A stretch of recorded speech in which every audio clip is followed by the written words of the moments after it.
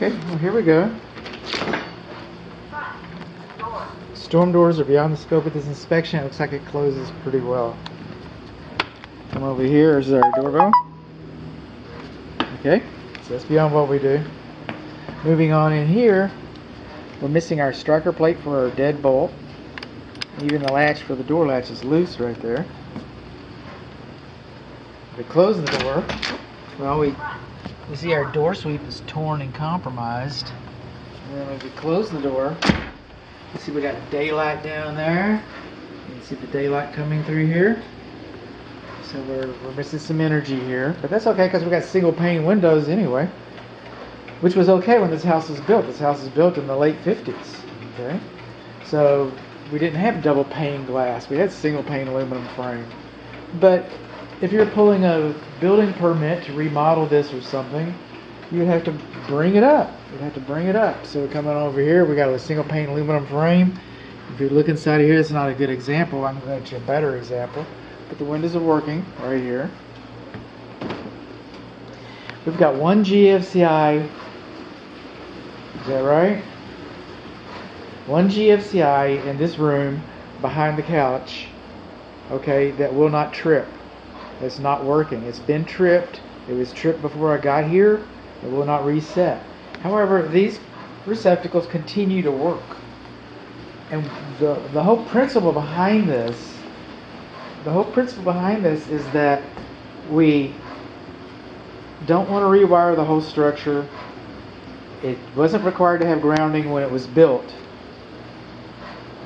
And now that we don't have grounding, to make it safer, GFCIs will work without grounding. So by putting a GFCI in here, it makes it safer for people, not for equipment. Okay, it might trip if you have a surge, but that's incidental, okay? Because it's for ground faults. Okay, it might trip if you have an arc, and that's incidental because these are ground faults. So we've got grounding, but we do not have GFCI here. We do not have grounding, nor do we have GFCI here. We do not have grounding, nor do we have GFCI here.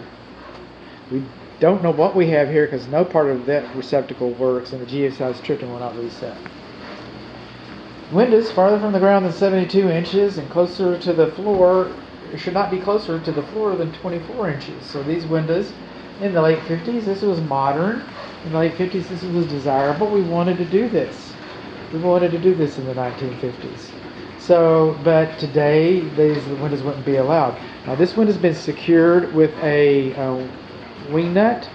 And this window looks like they tried to secure it with a wing nut, or it has been previously secured with a wing nut.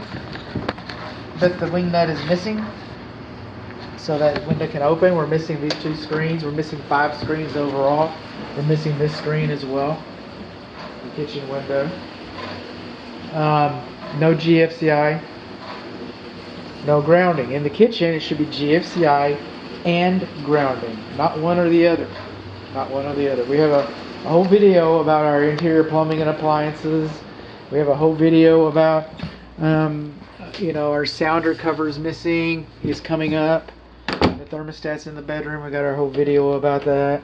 We've got another video saying that the indoor air handler is not accessible. One thing I haven't called to everybody's attention is this smoke alarm does not work, does not appear to work. It's a combination. It looks like it's a combination smoke and carbon monoxide alarm. And this house, you can't be too safe. And I'm glad that it's there. But you do not have any gas appliances.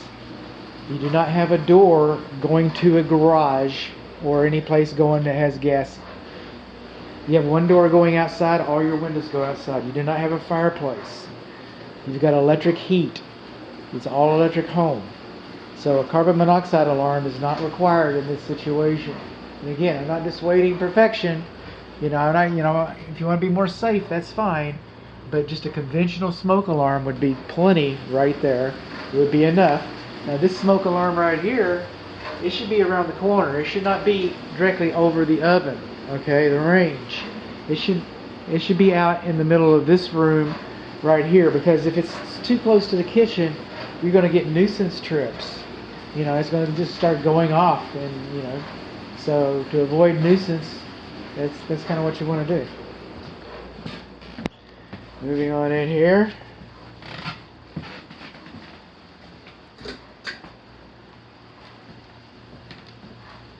See if this door works. And it does. But the top rails have not been painted. Okay, which means the bottom rails have not been painted. You're supposed to paint all 6 sides on a door for the manufacturer's warranty. Okay, we have insufficient clearance in front of the commode and lavatory. We got a whole video about this, and the window and all this. The window doesn't stay open. And then right here on these built-ins, some of the laminate's coming loose right there. Sounds like a little thing, I know. And it is a little thing. I know that too. GFCI protected, no grounding. GFCI protected, no grounding.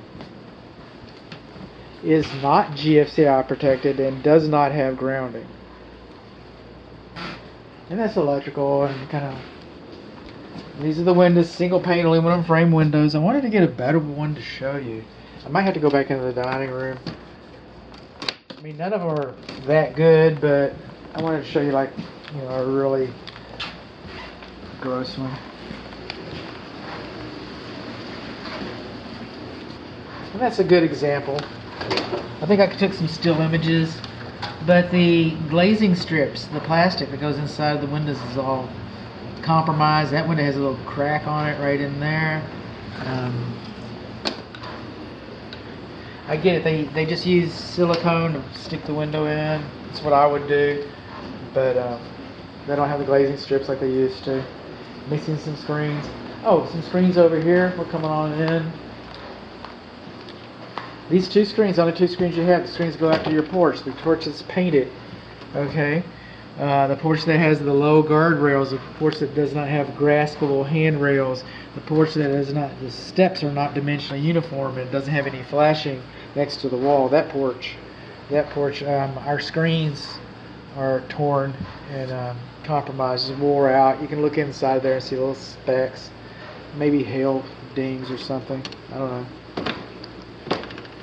Well, if you got some good use out of this, or maybe a laugh or a chuckle, have a like button around here somewhere. And if you've got, a sleeping disorder, you can't get to sleep at night, I've heard that my soft radio FM voice, jazz in the evenings till dawn, voice can lull you right to sleep. So there's a like or a subscribe or a join button or something like that down there. That's fine too. This is the part where I like to say thank you, dear client, for your trust. Thank you, dear client, for your business and your trust. Those things mean the world to my family and I, so I appreciate that.